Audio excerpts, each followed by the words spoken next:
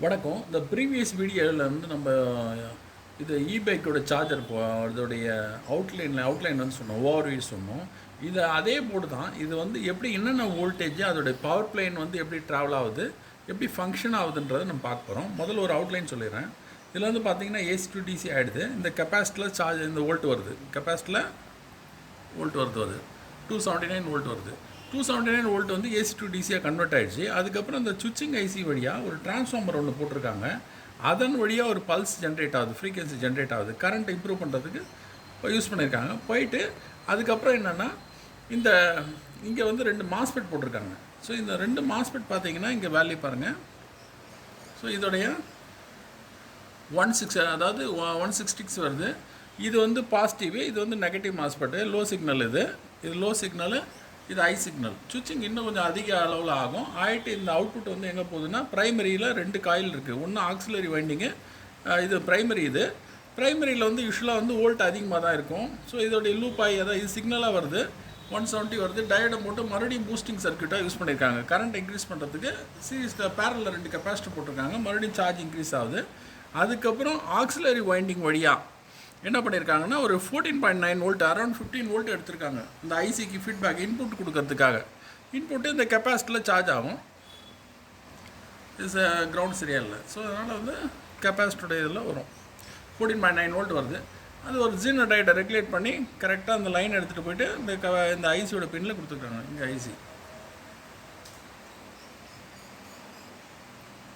So இதோட பின் மெழுகு இருக்கிறதுனால கன்வென்ட்டாக இல்லை. ஸோ அதனால் இந்த டயோடு இந்த இதில் இந்த கெப்பாசிட்டரோட சார்ஜ் இது வந்து கிரவுண்டாக இருக்கனால வரல. இது வருது 14.9 வோல்ட் வருது. இந்த லைன் தான் வந்து இங்கே போயிட்டு கெப்பாசிட்டியில் சார்ஜ் ஆகி அதுக்கப்புறம் ஐசிக்கு போகுது. ஸோ இந்த ஐசி சுவிட்சிங் வேலையை செஞ்சிடுச்சு. அது நெக்ஸ்ட்டு வந்து என்னென்னா இந்த அவுட் சைடில் வரோம், நம்ம இந்த டிரான்ஸ்ஃபார்மரில் வரோம். வைண்டிங் வந்து பிரிச்சிருக்காங்க. இது பார்த்தீங்கன்னா தெரியும், பெரிய டிரான்ஸ்ஃபார்மர் இது. வைண்டிங் பிரிச்சிருக்காங்க. இதில் வந்து 2 விதமான வோல்ட் வருது. நான் எப்படி காமிக்கிறேன் பாருங்கள். பெரிய டிரான்ஸ்ஃபார்மர் இது. ஸோ இந்த டிரான்ஸ்ஃபார்மர்லேருந்து 2 வோல்ட் வருது. இது ஆக்சுவலாக வந்து எவ்வளோ வோல்ட்டு பாருங்கள், மெஷர் பண்ணலாம். வோல்ட்டை மெஷர் பண்ணுற பாருங்கள். 67 வோல்ட். இது 67.2 வோல்ட் வந்து இதோட இது 6 ஆம்பியரு 67 வோல்ட்டு. ஸோ ஆம்ப்ஸ் இது பண்ணுன்றதுனால டிரான்ஸ்ஃபார்மரு அதுக்குள்ளேயே இன்னும் ஒரு சின்ன ஒரு டிரான்ஸ்ஃபார்மர் போட்டு ஃப்ரீக்வன்சி இன்க்ரீஸ் பண்ணி சுவிட்சிங் ஐசியை போட்டு நமக்கு கரண்ட் இன்க்ரீஸ் பண்ணியிருக்காங்க. வோல்ட் அதே ஸ்டடி வோல்ட்டு தான், கரண்ட் இன்க்ரீஸ் பண்ணியிருக்காங்க. அதுக்கப்புறம் ஸ்டெப் டவுன் பண்ணி நம்ம இது டபுள் டயோடை யூஸ் பண்ணி எடுத்திருக்காங்க. 67 வோல்ட் வருது. அதே போல் இன்னொரு காயிலில் யூஸ் பண்ணியிருக்காங்க. இது என்னத்துக்கு யூஸ் பண்ணியிருக்காங்கன்னா இன்னொரு வைண்டிங். இந்த வைண்டிங் பார்த்தீங்கன்னா அரௌண்டு 10 வோல்ட் வருது.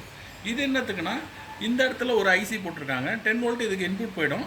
அது மட்டும் இல்லாமல் இந்த எல்இடி மற்றபடி ரிலே ஆப்ரேட் பண்ணுறதுக்கு வேணும் வோல்ட்டு, அதுக்கு எல்லாத்துக்குமே சேர்த்து இந்த இதை யூஸ் பண்ணியிருக்காங்க.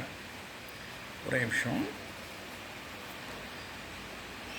ஸோ இது ஃபுல்லாக மெழுகாக இருக்கும், அதில் ஒரு கிளாரிட்டி இருக்காது.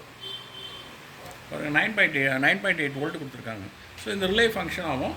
அப்போது இந்த 67 வோல்ட் வந்து என்ன ஆகும்னா இதில் 67 வோல்ட் இருக்கும் பாருங்கள். 67 வோல்ட்டு இங்கேருந்து இங்கே வரும், இங்கே பாஸ் ஆகும்.